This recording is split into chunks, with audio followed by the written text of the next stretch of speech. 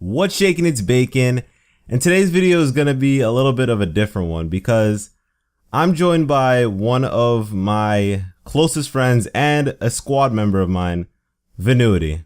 What's up, guys? It's Vinuity. Yeah, we're testing out a new thing here with a dual comm. It's gonna be a little bit shaky. We're new into this, so don't expect too much, but hopefully you'll enjoy it.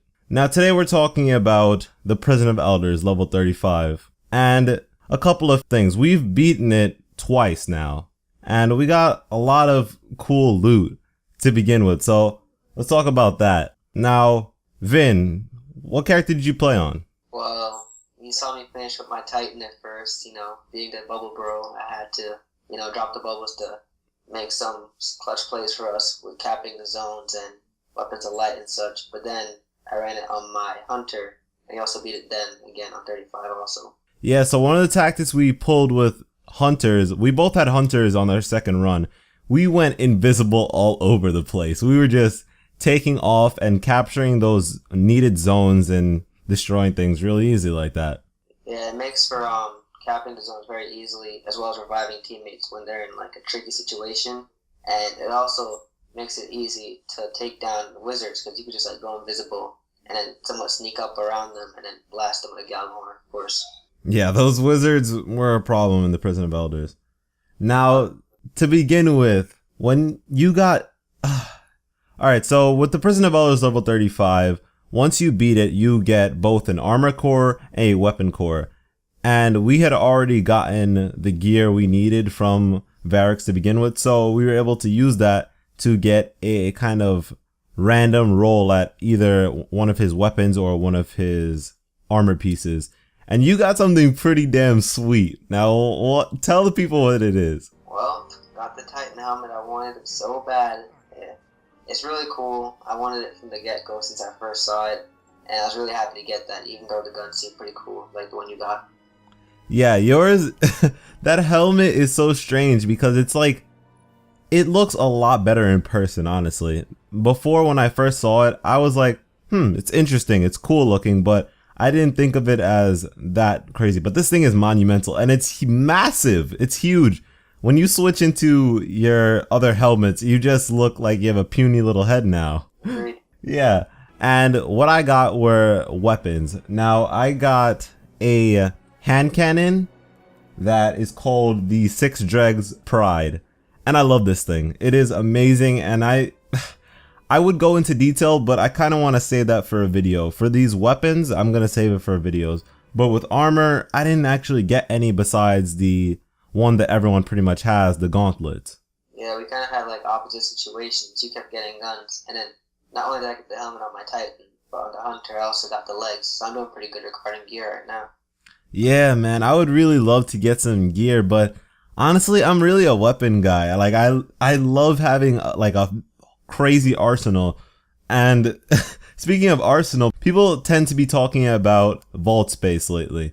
And it's been just blowing up. People want more vault space after we just got more vault. Yeah, the complaints kind of get annoying because while I agree with them, it just gets annoying to constantly hear the same thing being complained about because like they hear us, we don't need to constantly talk about it. It's something we all understand. And personally, I suffer from the issue very badly because to put something in the vault to switch a character, I have to take something out of the vault. It's like a complicated situation, but I'm making it through, and I'm sure everybody else can.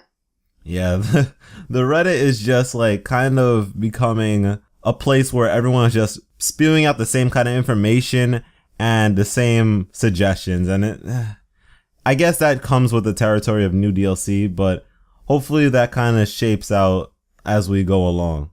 100%. I also got a legendary shotgun, which is pretty cool.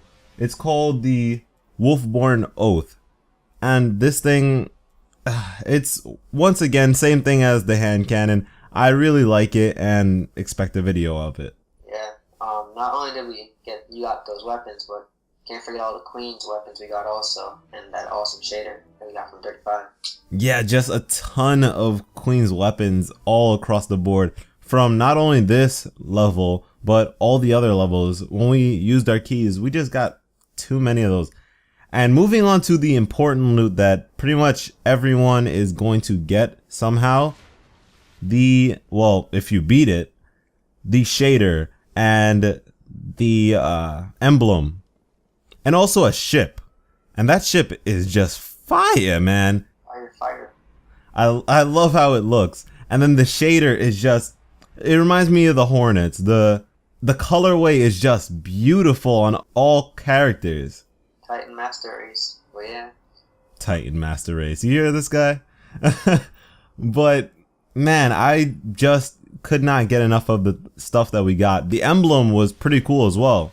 Yeah, I'm a big fan of the emblem. Definitely be rocking it for a while until everybody else has it. Then it won't be as special, but definitely a big fan of it right now. I thought the basic House of Wolves one was amazing, but this new one, I just like it a lot, honestly. Now, our problem was when we played this the second time over, we didn't exactly get the same result. Elaborate, Vin. Yeah, it was very, very unexpected. The second time we completed it, we were really excited, jumping down to the treasure room, opened the chest to find out not one of us received emblem, shader, or the ship. Now that was really confusing considering the first time we got all three, all of us. But the second time we didn't get anything.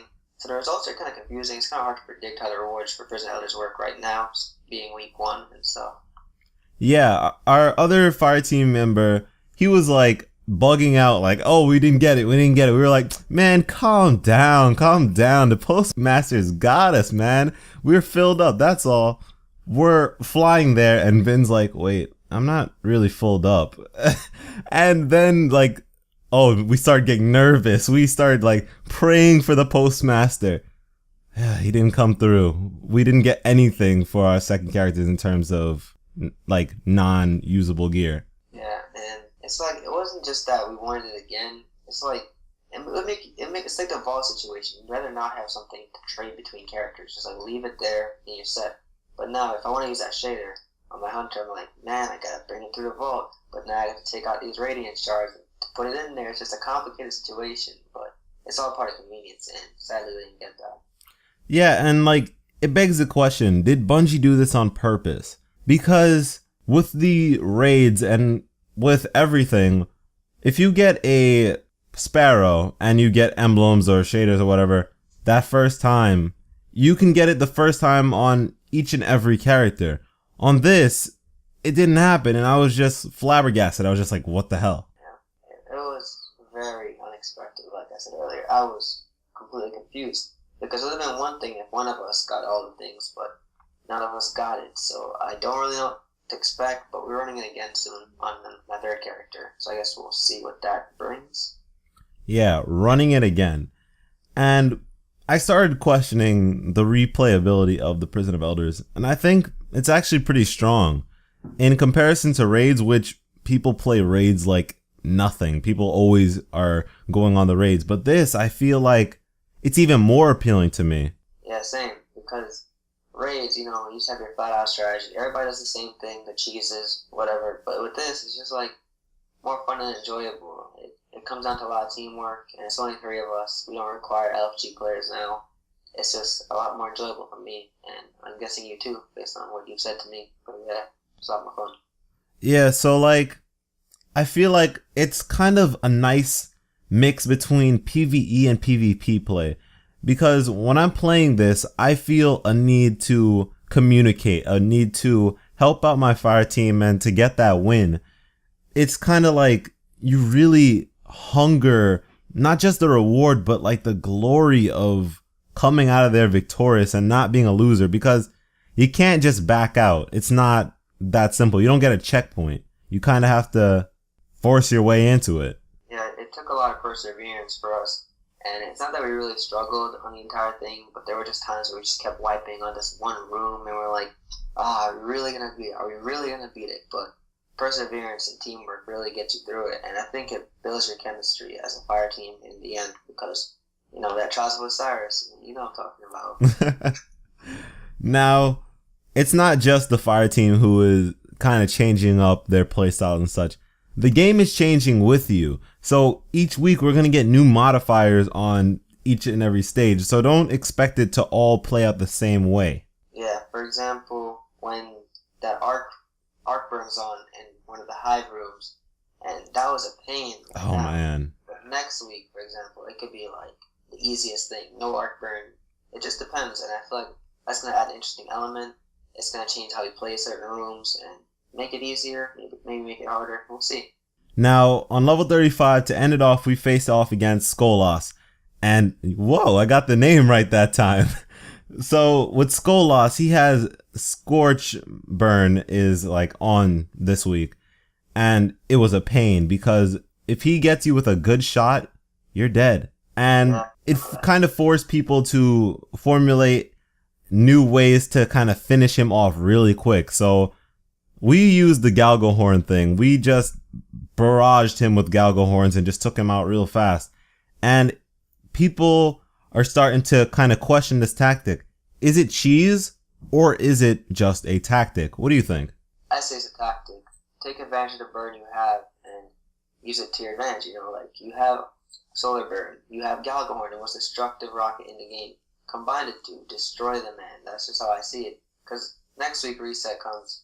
It might be Void Burn, and yeah, we have Truth, but that Truth can't take down someone like Galgahorn can. It's going to be different. We're going to play it differently, come up with a new strategy, and beat it again and again and again every week. You see, with that, it's kind of like you kind of just want to get it over with, because the objective is to take out the boss, and if you take out the boss, you're doing it right. I don't think it's cheese at all. I think it's just players being smart, and we shouldn't be underestimated. I keep saying this in like many videos, but sometimes Bungie does underestimate us, and it doesn't play in their favor a lot of the time. We always come out on top. That's how Guardians work, and that's how we're going to do it against the darkness. Yeah. For example, talking about cheese real quick. The Crota's bridge part of Crota's End, everybody does the same thing. The cheese strategy, send one guy across, and whatever, wipe on the other side. Now, I think that's personally cheese because, it's breaking it. Nobody plays the thing fair. I honestly am a fan of playing things fair if it's doable. Crow's End hard mode, that was a pain. I would take any cheese on that. But if it's doable, I'm not going to complain, It's like, I can do it. We don't need a cheese for Prison Elders. I'm fine. I'm good with my team. I can handle it. But certain things are just not necessary, and people just try to find an easy way out on everything, and I'm not a big fan of it, but it happens sometimes. And this Prison of Elders has piqued a new interest in me, speed running, because as you formulate new tactics, you kind of think of ways to kind of shave off your time and do it effectively and faster. So if we're able to do it faster, we're able to get it over with quicker and get our gear quicker each and every week. And maybe it's just for kind of glory's sake, but people seem to like to run things really fast. I think it's for the attention, honestly. And I'm a fan of it too. It speaks my interest also. And hey, who knows, maybe we'll have that record soon. We'll see. Yeah, Bacon Gang going for the top. That's how it goes.